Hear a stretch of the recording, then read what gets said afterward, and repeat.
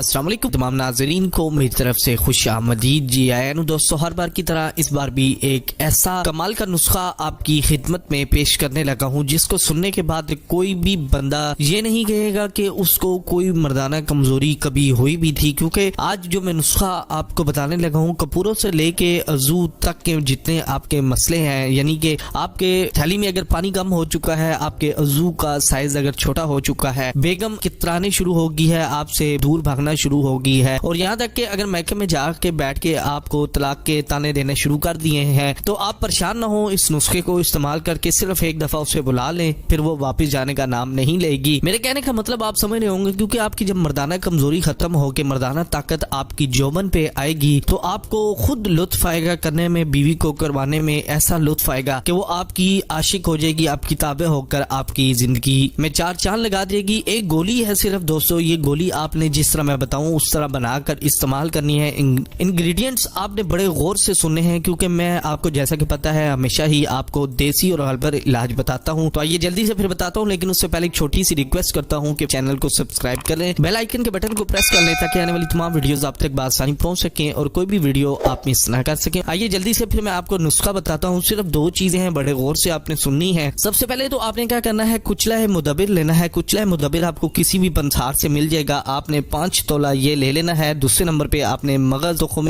तिमरे हिंदी लेना है 5 तोला, यानी इमली के जो बीज हैं वो भी आपने 5 तोला लेने हैं। अब आपने क्या करना है, दोनों चीजों को अच्छे तरीके से बारीक पीस लेना है, और बारीक पीसने के बाद आपने शहद मिलाकर उसमें आपने गोली बना लेनी है चने बराबर। और अब आपने इसको खानी कैसे है, 1 या 2 गोली रात को आपने हमरा दूध के साथ बाद 10 गजा आपने इसको खानी है, यानी खाने के बाद आपने इसको इस्तेमाल करनी है। अगर कमजोरी ज्यादा है तब 2 गोली इस्तेमाल कर लें। नुस्खे का मिजाज खुश्क और गर्म है, इसलिए इसको इस्तेमाल करने से पहले किसी मुस्तनद हकीम की राय जरूर ले लें।